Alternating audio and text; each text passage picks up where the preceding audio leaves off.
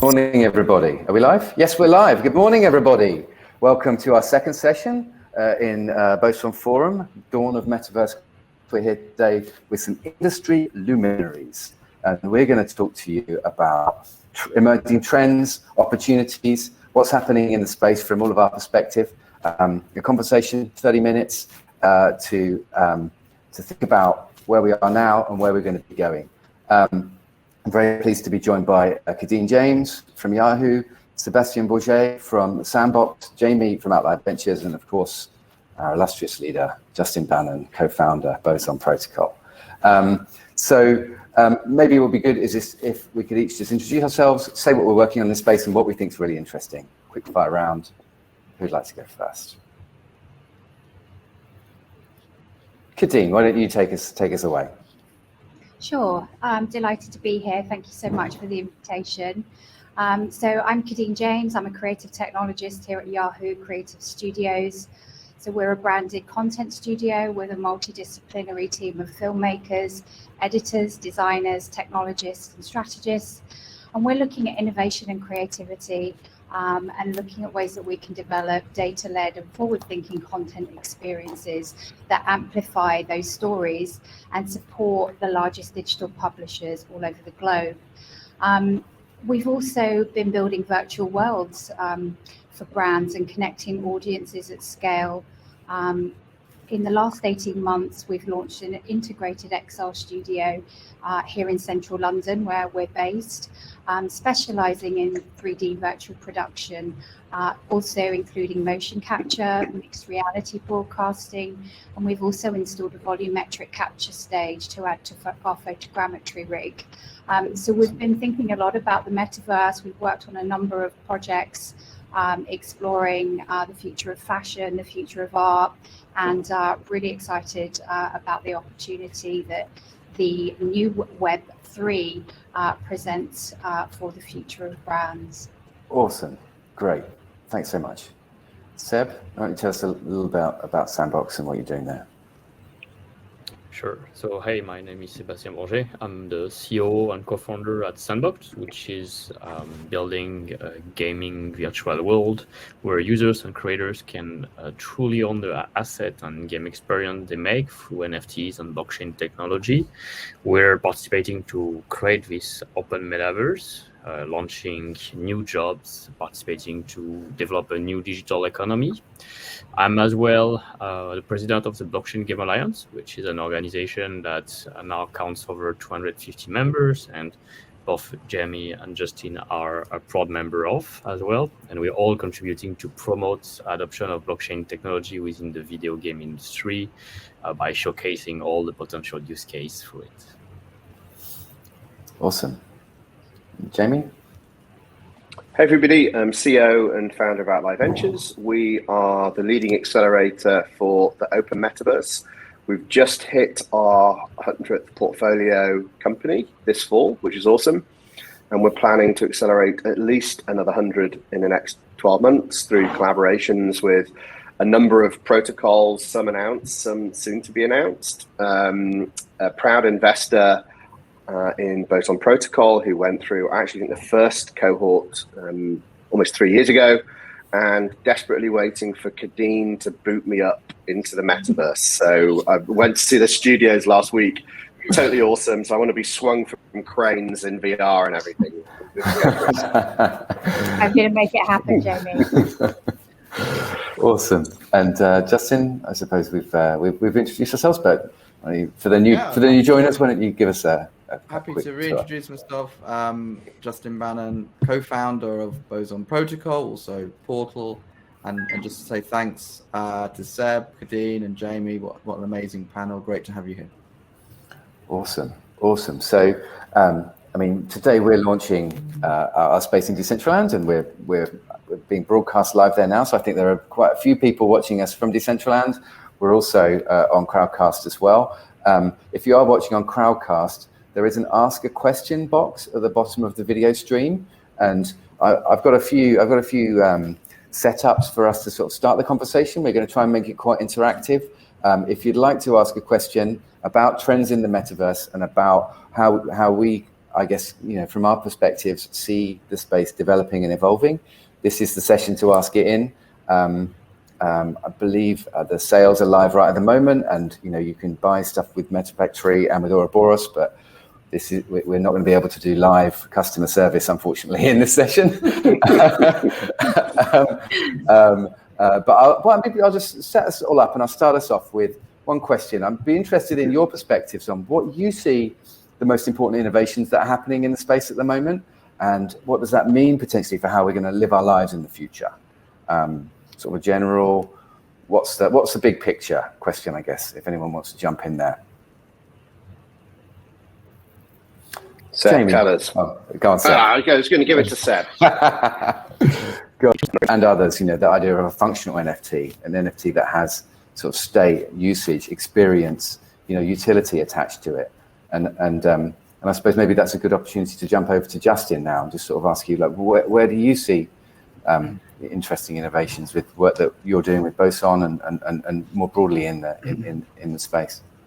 I agree with the other comments, and absolutely, the move to mainstream is happening. I mean, the demand that we have had for using Boson to enable like metaverse commerce has just gone exponential in the last month, and I think obviously a big driver of that is the Meta announcement. But we're also seeing that whereas previously there was this kind of big distinction between metaverse and universe, there's now this kind of blurring, this kind of omniverse sort of forming, if you like, where particularly in fashion, I think in a couple of years' time it's going to be probably unusual and uncool to have a physical fashion item without a digital counterpart, and this sort of twinning of objects in the universe, the metaverse, but also spaces like the emergence. We're working with a partner yet unannounced to create a digital twin of physical shopping malls, so that people can go and shop in the metaverse and then redeem for real world items. So those are the trends. I think mainstream, and then this blurring of physical and digital into one sort of mixed reality. Thanks. And Kadine, that's maybe an interesting opportunity to jump into your insights. Working at Yahoo Creative Studio, you must be consulting with and advising, lots of, established brands around, their strategies, their developments, their projects. What are you seeing in terms of trends and innovation there?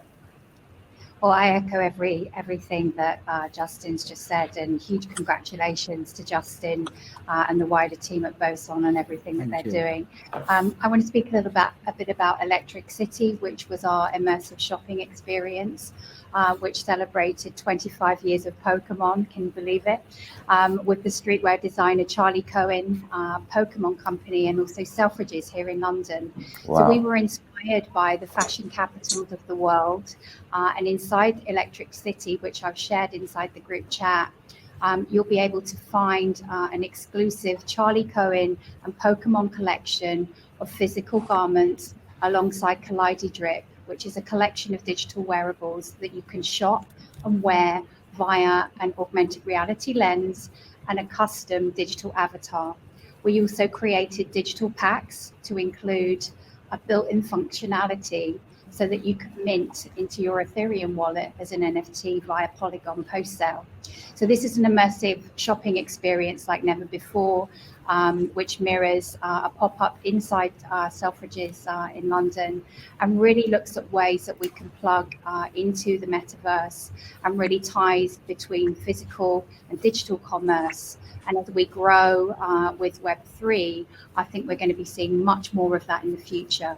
On top, also hosted a crypto art and fashion show, a virtual Halloween escape room, a global AR scavenger hunt, and last week we dropped a virtual concert for the singer-songwriter Nina Nesbitt, who performed as an avatar in crypto clothing for her first ever performance at the world's first Metaverse festival inside Decentraland. So we're on the cusp of a new era, and we're really excited about what this means for brands and audiences around the world. I mean, we've been talking about Web3 for a long time. Some of us have anyway, but I think, a lot of what was presented by cryptocurrencies essentially, and even utility tokens, is essentially financial services innovation, whereas what we're seeing here is something that's much more accessible, much more interesting, and sort of captures public imagination, which kind of gives a great opportunity for large numbers of people to come on board, and also big brands to play in that space. It feels very similar to the early days of the web in the sort of like late 90s, early noughties. I guess. Yeah. I think it's really exciting, and I think one of the other points that I wanted to make is that we've seen a huge increase in the appetite for NFTs and non-fungible tokens, which place value on digital items linked to blockchain. And obviously that we've seen 1.5 billion worth of NFT transactions in Q1 alone. And I think that we're building out a completely new normal and this infrastructure that is going to enable a new digital economy and the building blocks for the metaverse, which Forbes predicts to be worth something like 1 trillion. So it's an incredibly exciting time, and we're really looking forward to amplifying these experiences through our creative tech stack here at Yahoo. Great. And so obviously that makes me think that one of the other big themes which have come through in the last couple of weeks is around the role of these kind of like big platforms and in the development of this next web, I guess. And Jamie, you've been doing a lot of work. I mean, you wrote a very seminal paper, prescient paper back in January around the open metaverse. So maybe you could sort of touch on some of your thinking there that could maybe stimulate a bit of discussion. Is this where I get to rant about Facebook for 5 minutes? two to 3 minutes. Keep it punchy. All right. And by the way, after I finish my rant, I would love to hear about what Seb's doing in a kind of events-based context, because I know through the grapevine that there's a lot of exciting things coming, which I'm not going to force him to talk about. But I'd love to understand his content strategy as a platform. I think that'd be quite interesting. So I mean, obviously, as Seb alluded to, Facebook's transition to Meta is a double-edged sword. So on the one hand, it's created lots of media interest for people like us to tap into and to begin to articulate perhaps a different, contrasting vision. And of course, it's never a bad thing to have a Goliath and when you're a David. So I think that's been an opportunity. But as you said, prior to that announcement back in first week of January of this year, we announced a paper called the Open Metaverse OS, which was really asking the question about how could Web3 technologies, this decade of innovation that many of us here have kind of contributed to, how could that become to be leveraged in the context of the metaverse? And that was really inspired by working with people like Justin at Boson, Ryan at Crucible, Seb at Sandbox, looking at how they're thinking about the world, how they're rolling out their business, where they're gaining adoption and traction, and thinking about where that takes us in 10 years' time. And, I think it's been really interesting. If you're unfortunate enough to follow me on Twitter, you would have noticed over the weekend that I've been fairly obsessed with the Zuckerberg interviews and what was and wasn't in them. I kind of found the whole influencer, not journalist roadshow quite cynical. And the kind of content and the things that were missing in it, really no serious conversation or insight into how they're thinking about this as an economic system, no serious insight in terms of their privacy paradigm, in terms of the hardware and then the applications that will be built on that hardware. That latter point, really, really important if you think about Facebook's current business model, all the challenges it's had over the last, literally a month before they made that announcement. CNN called it like the worst moment in Facebook's history. I'm getting feedback, by the way, from somebody's computer or something. And so, then they do this kind of transition. And if you think about the Oculus headset, this is a real opportunity for them to extend and deepen their surveillance capitalism business model, where the headset captures biometric data from retinal response to visual stimuli. So your emotional state that you're not even aware of when you're watching content. It maps the floor plan of your home including the objects in them, which includes people. And there is no understanding about what happens with that data, other than we know Facebook and we know its business model. So I think it's really important now we begin to interrogate how big tech arrives into this space, and the kind of fundamental design choices that they're making. And like, finally, what I would say is my big concern, my increasing concern, is that there is going to be a big tech permissioned version of the metaverse, probably with CBDCs baked in as the default currency, regulatory compliant, regulators and governments are happy. And of course, Facebook and these guys are great at hardware, great at software, billions of users. And that is a real contender to this kind of open, permissionless economic system that we're trying to build. So thanks, rant over. That was a mini rant for you. Yeah, fair enough. Keep going. Yeah, sorry, so- I was struggling to get off mute. Interesting. This is I think an interesting theme to mind around open standards, open source, versus closed source and walled gardens, which is I guess a journey that we've been on a few times before. Any thoughts from the other panelists on that? I mean, I'm happy to chime in there. I mean, I share Jamie's views. I think, for me, it's just pretty obvious, and I think for the public, it's increasingly obvious as well that the business model of Facebook is unchanged. In fact, Zuckerberg doesn't have the power to change it. That centralized organizations such as Facebook it's not a choice to extract. It's an imperative. They need to maximize shareholder value, and we know the way they do it. However, it's like this kind of monopolist playbook. What we're seeing is a veil they're attempting to draw a veil over all of these questions, such as privacy and what happens if we build this kind of immersive virtual world owned by Facebook. It ends up being like, some sort of digital prison where, our lives are actually controlled. So I think what we're seeing is a massive sort of PR exercise to kind of attract people away from that reality to the kind of shiny UX, etc. But unlike the first wave of Web 2, I think the public is a lot smarter and understands what they're dealing with these sort of organizations. Matt, just before Seb answers, I'd like to apologize. Firstly, I haven't had a chance to apologize to him, but I actually accidentally leaked a false press release that Sandbox was partnering with Meta last week. So apologies for that, Seb. Oops. Yes, Oops.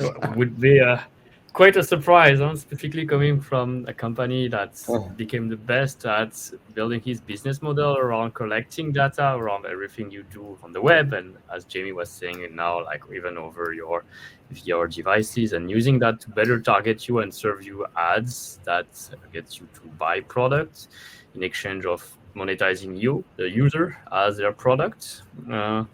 I think no thanks. Definitely we've been trying to for 3 years and a half now to push a vision where users come first, users only truly own their data, their identity through their avatar, their digital asset, their currency, and have the freedom to use them in Sandbox, outside of Sandbox through our creation tools, and also use external data into Sandbox the way they want, adding utility and value to them. So that's how we feel the metaverse should be. Like, users should come first. Users should be able to choose their identity, actually. Like, if I don't want to be Sébastien Borget, but just choose a nickname and the way I look into the metaverse, that should be my choice. And from there, I can define online how I'm going to interact with various communities, and that's it. And I'm glad that there is more and more response to that, more and more awareness and understanding of people who care about their data, care about their privacy, and are looking for a way different view of what the metaverse should be as well in terms of experiences. More immersive experiences isn't limited to work, socialize, or play games. Like there's a lot of like shade of gray in the middle of like what can be achieved. I think Kadine is going to show us quite a few interesting of those use cases. To reply to Jamie's question as well, like Sandbox is moving also using gaming as a core mechanic, but expanding into all sorts of experience that range into like art gallery, museum, virtual shows, house, creating your house, hosting parties, and virtual concerts, obviously, as one of the main use cases, since we announced Snoop Dogg and we sold the first NFT ticket for Snoop Dogg future party into the Metaverse. And all of that start with some of the brands that we brought into NFTs, but is going to be handed over into users, into creators who can use our system, use a different creation tool and NFTs into their land to host their experience and truly own the content they create and monetize it, recovering 100% of the revenues they generate for themselves as well, which is, I think, like a very disruptive approach as well, like rewarding creators fully for the value they bring, rewarding users fully for the value and time they spend on the platform, because being there, being a person, socializing with others is as valuable. It brings like life into the world. They are not just empty experiences which need to be modified, but totally empty, and that's what the open metaverse is really about. Okay, cool. And I suppose one question that I have then, before maybe we'll move into some audience questions. We've got 4 or 5 minutes left, but I just want to know that I don't think anyone's suggesting that there is no role for large corporations, established brands in the metaverse. I think it's about a different relationship with how the platform is set up, and I think, Kadine, again, you sort of before the session in our prep, you were talking about a lot of what people are, brands you're working with are doing. I'd be interested in your perspective on this sense of like how large companies are planning to engage, if they have the same concerns or challenges around the platforms, and how they would support or otherwise this growing space. Yeah, I think it's a really interesting question, and obviously one that we give great thought to here at Yahoo. I think obviously we're on a cusp of a completely new era of the internet, and brands will want to be a part of that. In the 90s, we saw the web, which connected us to information. The noughties brought Web 2, connecting people through social media and mobile phone devices, giving people a chance to become their own content creators. And now we're entering into Web 3, connecting people, places, and things through the convergence of XR, gaming, e-commerce, blockchain, NFTs, virtual reality, augmented reality. And I think this is where the metaverse becomes tangible and a really fun place for brands to be exploring, looking at new ways that they can connect to the future generation, looking at the future of work, the future of play, across multiple platforms. So whether you're playing in a video game like the Sandbox or participating in a video conference, I think our virtual identities and the opportunities that means for brands is going to be core to everything that exists in the real world being mirrored inside the metaverse, inside cyberspaces. Matt, can I, before we go into questions, just to make sure we talk about it, just because I know it involves a lot of people here, can I talk about the Open Meta DAO? Go ahead. As a segue. All right, thank you. I've got permission from teacher.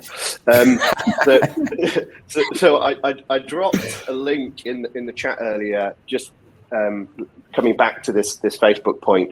I'm like a dog with a bone. So Crucible, which is another startup that went through our accelerator, actually I think it's the same cohort, same first cohort or the second cohort after Boson. They've been working on something called SSI, identity, in the context of the metaverse, so cross gaming engine identity. But they have just announced today, they've launched the Open Meta DAO. It was formed over several months ago. It includes Boson, it includes Sandbox, it includes Outlier, Engine, and several other major protocols, Dapper Labs, Polygon. all kind of committed to working together to build out this open metaverse operating system. Now, that doesn't preclude big tech. Currently, no big tech is in there. It's not that they're not welcome, but if they are in there, they have to subscribe to some basic ideals. And like, we believe that Web3 technology is a Trojan horse. If you want its benefits, then you have to take on or assume some of its DNA. So definitely make sure you check that out and check out my Twitter feed, because I'll be talking a little bit more about that later today. So sorry, Matt, to hijack that, but quite an important thing. That's okay, Jamie. I think we actually have to wrap the session now because we're trying to make up some time. So just want to take one last moment to thank all of you for joining us today, and appreciate you being here and being part of this. So thank you very much.